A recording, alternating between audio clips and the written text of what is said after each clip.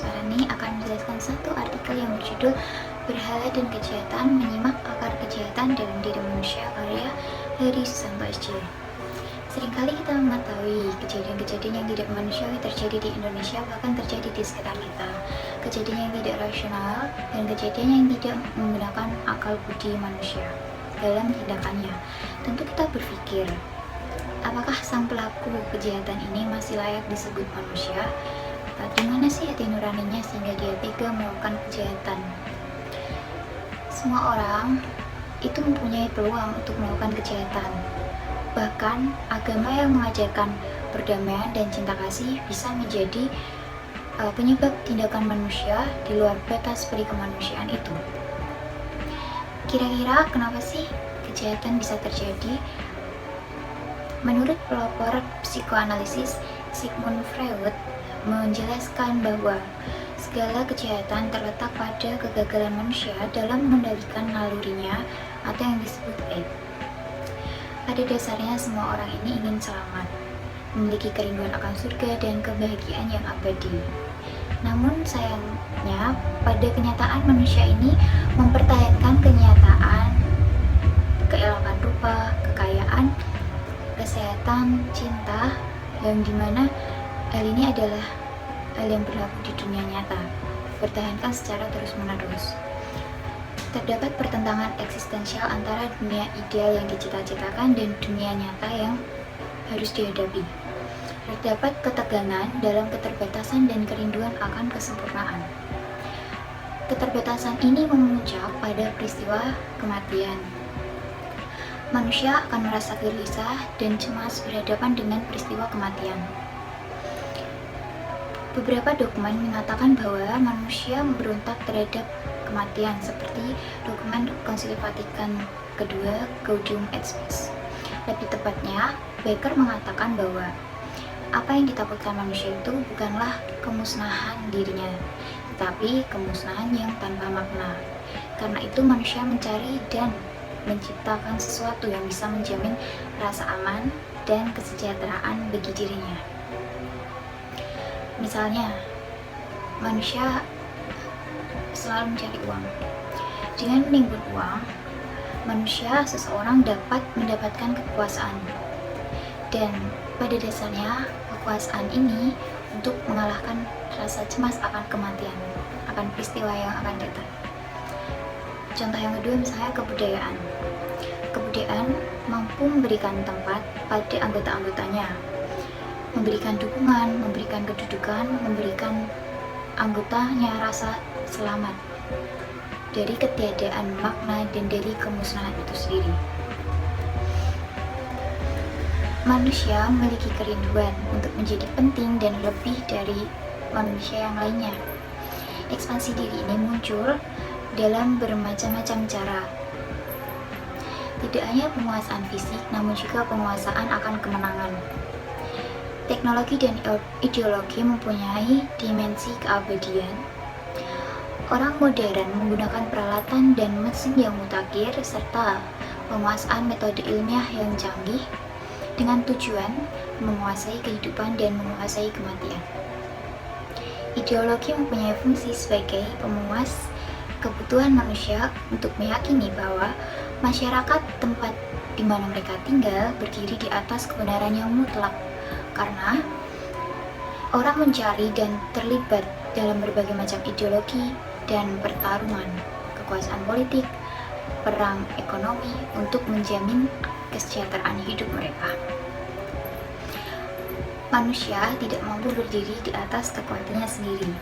Tidak satu pun hal di atas bisa menjalankan fungsi yang didambakan manusia.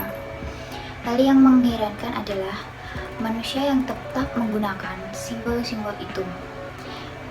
Kenyataan hidup dan keterbatasannya mempuncak dalam kematian, sehingga manusia hidup dalam kebohongan. Mau tidak mau, manusia harus terpaksa menghadapi keterbatasan yang sudah ditakdirkan. Keterbatasan-keterbatasan yang ada harus dihadapi. Kegagalan menemukan solusi dari masalah eksistensial mendorong manusia untuk mencari solusi relatif. Terbukti dalam pembuktian dan pembenaran diri. penguasaan terhadap orang lain. Dari sinilah muncul segala macam kejahatan manusia. Manusia tidak tahan bahwa keterbatasan dirinya di dalam kodrat individunya sendiri. Jadi ia menempatkan masalahnya ke dalam wujud musuh atau mengkambing hitamkan seseorang yang bisa diserang, yang bisa dihancurkan. Hal ini selaras dengan kitab Perjanjian Lama, Kejadian 4:1-16, di mana Kain yang membunuh Habel termasuk dalam situasi yang mudah berubah, perasaan yang mudah berubah, perasaan dendam, sakit hati, atau iri, berujung pada kekerasan atau serangan brutal. Tindakan pembunuhan itu bisa dipandang sebagai suatu pembenaran terhadap simbol keabadiannya. Musuh sudah mati, berarti, dan diyakini Tuhan beserta kita. Di sini terlihat paradok bahwa kejahatan berasal dari dorongan buta manusia untuk mendapatkan suatu kemenangan. Sumber dari kejahatan adalah penerapan solusi yang absolut terhadap kejahatan dan ketersediaan manusia untuk menerima kelemahan, kerentanan, dan keterlibatan yang menjadi kodratnya. Konsep berhala menurut kitab suci dan Misha Eliade. Kita bisa mengetahui hubungan berhala dan kejahatan yang dibicarakan dalam kitab Kebijaksanaan Salomo dan surat Rasul Paulus kepada umat di Roma. Misalnya kenikmatan, iri hati yang terdapat pada Roma 6 bab 19 atau yang membahas doa pada kitab Roma bab 6 ayat 6. Simbol ini dipuja sebagai Tuhan, tetapi Tuhan bisa dikuasai dan dimanipulasikan demi kepentingan pribadi. Dalam kitab Kebijaksanaan Salomo bab 13 ayat 10-19, larangan membuat gambaran Tuhan dalam Perjanjian Lama dimaknai sebagai pembelaan bagi kekuasaan Tuhan yang tak terbatas. Jadi sebetulnya larangan untuk memanipulasi gambar Tuhan lewat magi atau ritus yang dapat mempengaruhi orang lain. Becker mengatakan bahwa berhala merupakan Tuhan yang dimanipulasikan demi kepentingan si penyembah, demi sesuatu jaminan kepada si penyembah yang tidak dapat diusahakan oleh dirinya sendiri. Misha Eliade, seorang ahli ilmu agama, meyakini bahwa suatu realitas dari sesuatu yang ada dalam kurun waktu yang terbatas dan meyakini eksistensi ontologisnya adalah suatu tindakan berhala dalam sejarah karena menganggapnya abadi, sesuatu yang bersifat sementara.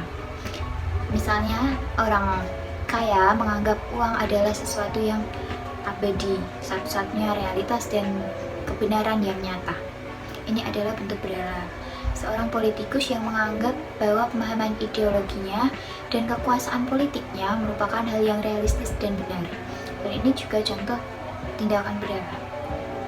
Berhala berarti pemujaan realitas-realitas ciptaan demi untuk pemujaan diri manusia sendiri, demi kepentingan manusia sendiri. Akibat dari berhala yaitu hubungan manusiawi yang diwarnai dengan kekerasan, kekejaman, terdapat juga kemerosotan akhlak dan kesetiaan di masyarakat, dan penghargaan terhadap kebenaran pada umumnya. Penyebab konflik dan permasalahan diri manusia itu bukanlah fakta keterbatasan jasmani, tetapi secara implikasi dari keterbatasan sejauh itu dialami dan diinterpretasikan oleh manusia.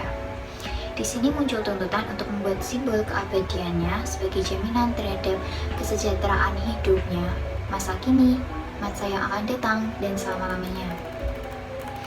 Bisa ditarik suatu konsekuensi, yaitu tidak ada kehidupan manusia yang tanpa keprihatinan religius. Perbedaannya bukan antara orang yang beragama dengan orang yang tidak beragama, tetapi dengan antara agama yang eksplisit dan agama yang implisit. Namun, tidak ada suatu moralitas tanpa agama. Kebutuhan dasar manusia yang kudus. Apa sih sebenarnya yang dianggap absolut atau kudus oleh manusia itu?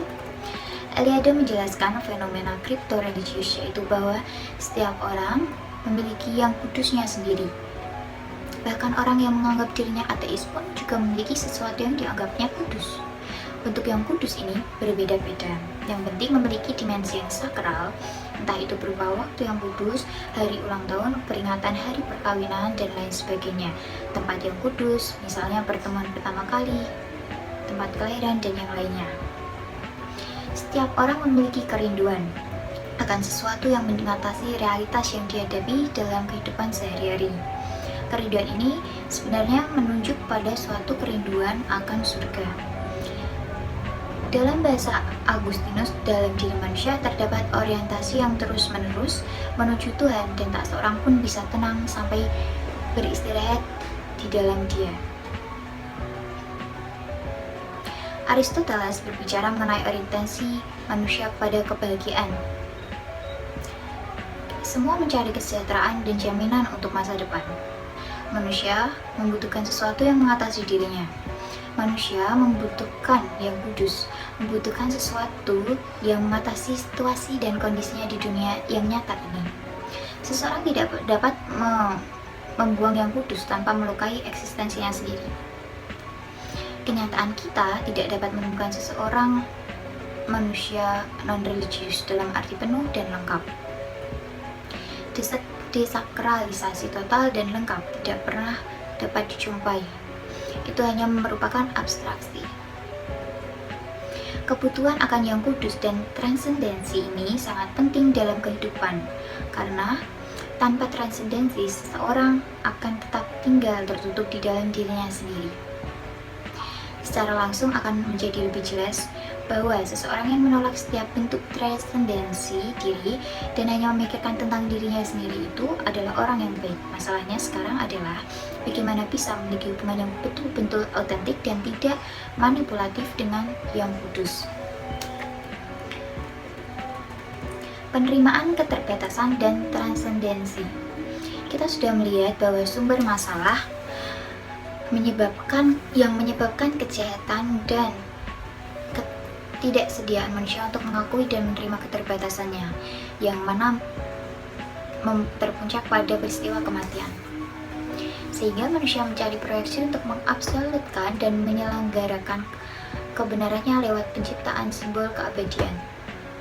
Maka penerimaan keterbatasan diri merupakan syarat untuk bisa keluar dari akar kejahatan. Penerimaan keterbatasan diri perlu karena penghancuran keterbatasan berarti pula penghancuran masyarakat, penghancuran diri, penghancuran eksistensi, dan penghancuran setiap hal yang mempunyai bentuk, termasuk juga makna dan keindahan.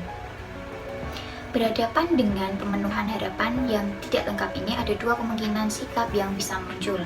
Yang pertama, sikap memusatkan perhatiannya pada harapan-harapan yang tidak terpenuhi dan perasaan kecewa. Kemungkinan kedua berasal dari sikap yang berbeda tapi bisa ada bersama-sama, yaitu penerimaan dunia dalam rasa takjub, rasa syukur, serta kerinduan yang dalam untuk memperbaiki dunia. Ide pokoknya ialah tentang kerendahan hati dan rasa syukur dari orang yang merasa tidak layak. Dasar dari kedua hal ini, kerendahan hati dan rasa syukur, adalah sebuah dogma penciptaan manusia yang tidak mempunyai hak baik untuk memiliki benda-benda agar bisa dinikmati maupun untuk eksistensinya sendiri. Sikap kerendahan hati dan penuh syukur dapat mengubah pemenuhan kebutuhan-kebutuhan dari kemungkinan narsistis menjadi transendensi diri. Lagi pula, segala macam ketidakpastian dalam hidup yang sering menghantui manusia sehingga terasa sebagai ancaman yang tak terkalahkan diubah menjadi sumber rasa takjub. Tentu saja sikap semacam itu mengandaikan suatu dasar religius yang autentik. Seseorang dapat rela menerima nasibnya dengan sabar dan dengan rendah hati sebagai suatu anugerah dari cinta yang tak dapat dipahami, hanya apabila orang itu percaya bahwa cinta itu hadir dalam hidupnya, hadir dalam dirinya. Jadi kesimpulan dari artikel ini adalah setiap manusia mempunyai kerinduan terhadap kesempurnaan, terhadap pengalaman-pengalaman yang baik. Namun ternyata pada realitanya pengalaman kehidupan seringkali tidak sesuai dengan harapan dan cita-citanya. Manusia adalah makhluk yang terbatas dan keterbatasannya berpuncak pada peristiwa kematian. Keterbatasan ini menimbulkan ketegangan sehingga manusia mencari solusi untuk menjamin kesejahteraan. Solusi ini mendatangkan masalah-masalah dan menjadi salah satu sumber kejahatan. Proses ini seringkali mengorbankan orang lain, mengorbankan fisik maupun perasaan orang lain. Individu yang mempertahankan eksistensinya menekan rasa kemanusiaan yang dimiliki untuk mencapai kesejahteraan dirinya sendiri. Manusia melakukan kejahatan mirip dengan konsep berhala. Kekerasan dan kekejaman terjadi, hati nurani dan kebenaran mati. Bisa dikatakan bahwa simbol merupakan berhala manusia dan tidak bisa menjadi solusi untuk mengatasi kejahatan. Solusi yang ada yaitu penerimaan sikap radikal segala keterbatasan manusia dengan sikap syukur, sikap takjub, dan rendahan hati, dan kerinduan untuk membuat dunia menjadi lebih baik. Kerelaan untuk menerima secara radikal nasib manusia yang terbatas ini bisa terjadi karena ada dasar religius yang otentik. Rasa kemanusiaan ada saat kita mampu memanusiakan manusia, bukan menjadikannya pelampiasan atas keterbatasan kita. Seringkali kita menggunakan kekerasan maupun fisik atau verbal yang melukai perasaan orang lain. Selain itu juga kita melakukan menyusun strategi yang menjatuhkan agar kita mampu menjadi pemenang atas yang lain, mencapai kemenangan dan mendapat kekuasaan untuk mempertahankan kesejahteraan, mencapai kesejahteraan. Kita sebagai manusia, makhluk ciptaan, hendaknya mampu hidup berdampingan secara harmonis dan seimbang, sehingga rasa tanggung jawab di setiap individu itu akan tumbuh dan hidup, dan pada akhirnya tercipta dunia yang baik di masa kini, masa yang akan datang, dan selama-lamanya. Sekian penjelasan terhadap penjelasan akan artikel kali ini. Sampai jumpa.